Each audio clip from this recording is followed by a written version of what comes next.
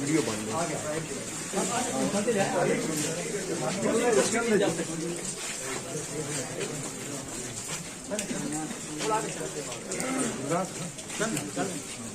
रुके नहीं, आप आगे चल जाएंगे सर, रास्ता दे दें प्लीज, रोकेंगे नहीं। जाकर क्या साहब कुछ कहना चाहेंगे आप?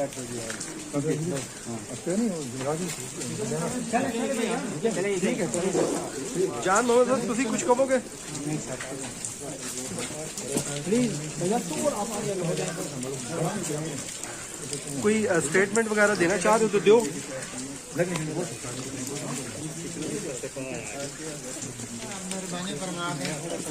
जाकर जाफर साहब ये नहीं समझते ना करता गुनाहों की सजा भुगत रहे हैं आप।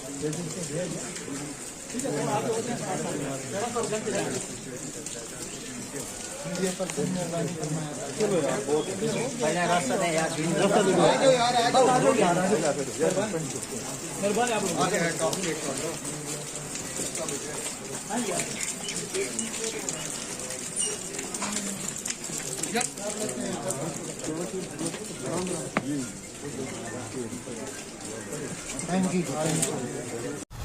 बिस्मिल्लाहिर्रहमानिर्रहीम। अस्सलाम वालेकुम नाज़रीन, मैं हूं साकिब बशीर। नाज़रीन, आज हम बात करेंगे नूर मुकद्दम कत्ल केस में जो दरख्वास्त थी, जो इंसैनिटी प्ली थी मरकज़ी मुलज़म ज़ाहिर ज़ाकिर जाफ़र की, उस पर कल दरख्वास्त ये खारिज की थी। एडिशनल सेशन जज अता रबानी ने आज तफसीली फ़ैसला जारी किया है और बड़ी ही अहम जो ऑब्जर्वेशन दी गई हैं इसमें, और ऑब्जर्वेशन जो है वो ज़ाहिर सी बात है फ्यूचर जो है इस दरख्वास्त के हवाले से, इस प्ली के हवाले से वो बड़ी अलार्मिंग हैं। वो सारी जो तफसीलात है वो आपके साथ मैं शेयर करता हूँ। जो 4 सफ़ात का फ़ैसला जारी किया है एडिशनल सेशन जज अता रबानी जो है उन्होंने, और उसमें सारी वजूहात का जिक्र कर दिया है कि क्यों वो ये समझते हैं कि इसकी मेडिकल बोर्ड बनाने की ज़रूरत नहीं है। सबसे पहले अगर हम बात करें तो शुरू में ही अदालत ने जो उनकी दरख्वास्त थी बुनियादी तौर पर सिकंदर जुल्करनैन सलीम, इस जो दरख्वास्त है इस फैसले में सिकंदर जुल्करनैन सलीम किसकी तरफ से हैं, कौन है वकील, किसकी तरफ से हैं, ये भी अदालत ने थोड़ा सा क्लियर किया है इसमें। अच्छा, इसमें अगर बात करें तो सिकंदर जुल्करनैन सलीम जो हैं ये एडवोकेट जो स्टेट काउंसिल है, अदालत ने कहा है कि उन्होंने अपने एसोसिएट्स के हमरा एक एप्लीकेशन दायर की, उसके बाद जिसमें पूरा जो है वो एक पस मंज़र जो है इस सारे मामले का लिखा हुआ है कि उसमें उन्होंने ये भी कहा था कि जो बिहेवियर है मुलज़म का, मरकज़ी मुलज़म ज़ाहिर ज़ाकिर जाफ़र का, वो भी जिक्र किया गया था। उन्होंने ये लिखा कि ट्रायल कोर्ट जो है वो खुद ऑब्ज़र्व कर सकती है कि जो उसका स्टेट ऑफ माइंड है।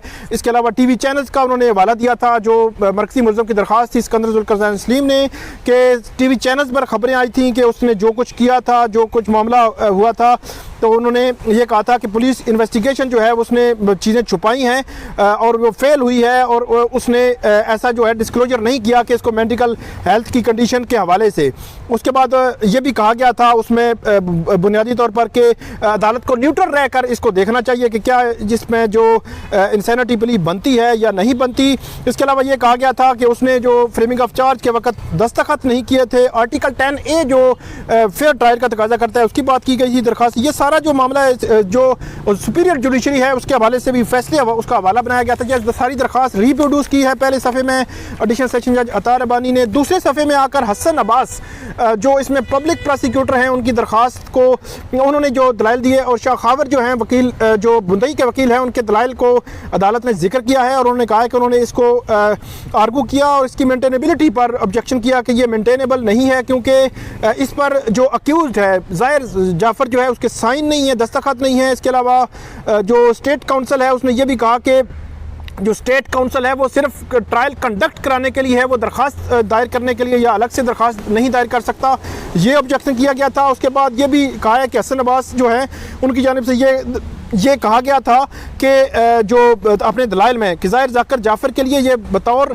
जो है वो प्रोसीडिंग चलाने के लिए स्टेट काउंसिल जो है वो अदालत के सामने पेश होता है, और उसका जो जितना भी स्टेजेस थी जो फिज़िकल रिमांड के दौरान, उसके बाद जो जितनी भी प्रोसीडिंग्स थी, जब जब वो पेश होता रहा है तो उसका भी जिक्र किया गया है कि वो उसकी पोजीशन क्या थी।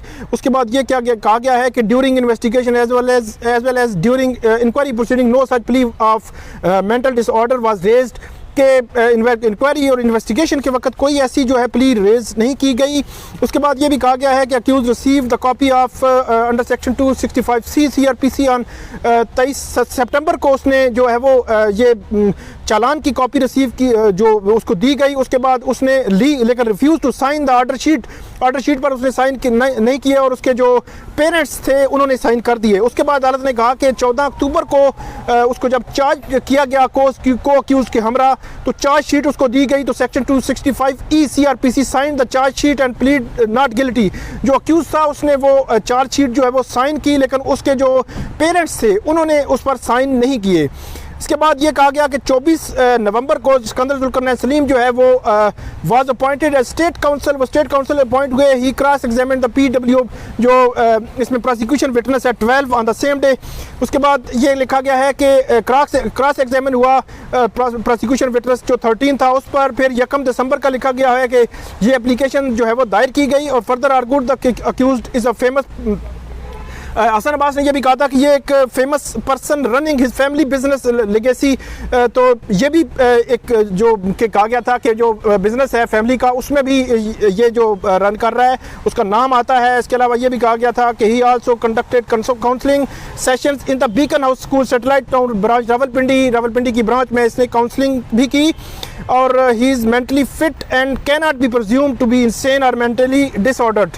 तो ये हसन अब्बास जो है और मुद्दई की जानिब से दलाइल दिए गए। उसके बाद अदालत ने अपना जो ऑर्डर लिखा है उसमें अदालत ने ये लिखा, उसका थोड़ा सा हवाला दिया है कि कब जो है 173 की जो चालान पेश हुआ, कब मजिस्ट्रेट के सामने ये पेश होता रहा, जो मजिस्ट्रेट के सामने, फिर एडिशनल जो इंक्वायरी स्टेज पर जो सेशन जज के सामने जो है वो पेश हुआ। उसके बाद अदालत ने उसका पूरा जो बैकग्राउंड है वो लिखा है कि कब जो है वो इसकी पेशी के दौरान क्या क्या नकलो हरकत थी।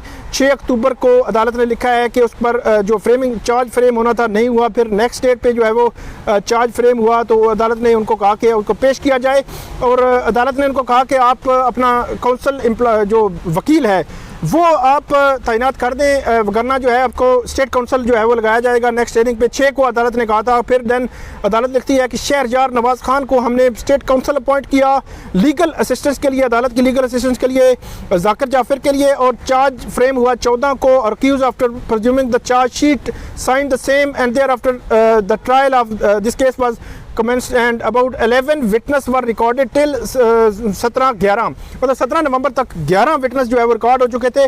शहरयार नवाज़ खान जो स्टेट काउंसिल थे उन्होंने कोर्ट को असिस्ट किया मुख्तलिफ मामलों में। फिर अदालत लिखती है कि 24 नवंबर को Sikandar Zulqarnain Salim advocate himself appeared. यहाँ पे बड़ा इंपॉर्टेंट है कि वो खुद अदालत के सामने आए in the court and court appointed him as a state council, उनको स्टेट काउंसिल अपॉइंट किया गया। He was arranged, managed and brought by family members of the accused। तो ये सवाल जिसका जवाब जो है वो लोग पता कर रहे थे कि कहाँ से आए, तो अब अदालत ने उसका लिखा है कि वो यकीनी तौर पर जो उसकी फैमिली है कि उसकी फैमिली है उसकी जानिब से उसको अरेंज और मैनेज किया गया है और उसकी सारा किया गया है। और same day of the statement वो प्रोसिक्यूशन विटनेस की स्टेटमेंट हुई। सिकंदर जुल्करनैन सलीम ने learned state counsel cross examine, वो ये first time Sikandar Zulqarnain Saleem being state counsel raise objection on the 1 दिसंबर को that accused is mentally disordered, कि 1 दिसंबर को उसने ऑब्जेक्शन किया इस पर। No such objection has ever been raised earlier before the learned magistrate and remand stage as well as before this court. तो अदालत ने कहा है कि 1 दिसंबर से पहले 20 जुलाई से लेकर ऑनवर्ड जितनी कोर्ट्स में पेश हुआ कभी ऐसा ऑब्जेक्शन रेज नहीं हुआ। No the trial is going to end very soon and then the objection regarding mental state of the main accused has been raised, कि इस मौके पर यह किया जा रहा है, इसको रेज किया जा रहा है। The parents of the accused Zakir Jafar also appearing in the court but they did not make any such application. The other family members of the accused Zakir Jafar are regularly appearing in the court and pursuing his case. for the sake of arguments, if the accused is presumed as mentally disordered, then the application should have been moved through next friend or mother or father. तो ये बड़ा clear कर दिया अदालत ने कि ये दरख्वास्त दायर किसने करनी है, उसका नेक्स्ट फ्रेंड और मदर और फादर। वो अगर आप कहें भी कि वो उसको मसला है तो फिर वो दरख्वास्त दायर करेंगे। उन्होंने ऐसी कोई दरख्वास्त जो है वो दायर नहीं की गई without providing any previous medical history of the accused, कि इसकी कोई हिस्ट्री भी नहीं दी गई। दरख्वास्त जो दी उसमें कोई प्रीवियस मेडिकल हिस्ट्री नहीं बताई गई। द कोर्ट अदालत ने यह कहा है कि एग्जामिन किया कोर्ट ने ज़ाहिर जाकर जाफर को 8-12 दिसंबर को, but nothing such disability has been observed. Facts and attending circumstances reveal that the accused is not suffering from mental illness. तो अदालत ने यह कहा है कि जो ऐसा कोई मामला जो है अदालत के सामने नहीं आया कि जिसको ऑब्जर्व किया जाए, जिस पे जो है इस किस्म की दरख्वास्त बनती हो। तो अदालत ये कहती है कि इन फाइंडिंग्स को सामने रखकर मेडिकल बोर्ड बनाने की दरख्वास्त जो है वो खारिज की जाती है। तो ये थी नाज़रीन डिटेल ऑर्डर जो मरकज़ी मुलज़म है नूर मुकद्दम केस का, उसकी दरख्वास्त मुस्तरद होने का। इसमें बहुत अहम पॉइंट सामने आए हैं, यकीनी तौर पर आप को पसंद आएंगे। इस पर फीडबैक आप ज़रूर दीजिएगा और कमेंट ज़रूर कीजिएगा। बहुत शुक्रिया।